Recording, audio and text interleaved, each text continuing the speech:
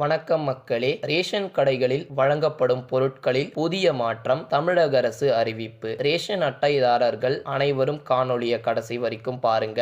November 1ஆம் தேதி முதல் ரேஷன் கடைகளில் ரேஷன் அட்டைதாரர்களுக்கு கொடுக்கப்படும் பொருட்களில் மாற்றம் செய்யப்பட்டு வழங்கப்பட்டு வருகிறது அப்படின்றது குறிப்பிடத்தக்கது மக்களே. இதுவரையில ரேஷன் அட்டைதாரர்களுக்கு 3 கிலோ அரிசியில 2 கிலோ கோதுமையும் வழங்கப்பட்டு வந்த நிலையில தற்போது இவை இரண்டையும் சமமாக வழங்க உத்தரவு பிறப்பிக்கப்பட்டு அதன் அடிப்படையில் வழங்கப்பட்டு வருகிறது. அதாவது ரேஷன் அட்டை பயனாளிகளுக்கு 2.5 கிலோ அரிசியும் 2.5 கிலோ கோதுமையும் வழங்கப்பட உத்தரவிடப்பட்டுள்ளது. மேலும் அந்தியோதயா அட்டைதாரர்களுக்கு வழங்கப்படும் தானியங்களில் மாற்றம் செய்யப்பட்டு 17 கிலோ அரிசியுடன் 17 கிலோ கோதுமை வழங்கப்படும் என்றும் அரசு அறிவித்திருப்பது குறிப்பிடத்தக்கது மக்களே. குறிப்பாக ரேஷன் கார்டு வைத்திருப்பவர்கள் இகேஒய்சியை முடிக்கும்படி அரசு உத்தரவிட்டிருக்கிறாங்க. இதற்கான கடைசி தேதியாக செப்டம்பர் 1ஆம் தேதியில் இருந்த நிலையில், அதாவது டிசம்பர் 31 வரை சில காரணங்களுக்காக தள்ளி வைக்கப்பட்டுள்ளது. எனவே ரேஷன் அட்டைதாரர்கள் ரேஷன் அட்டைகளுடன் இகேஒய்சியை இணைக்க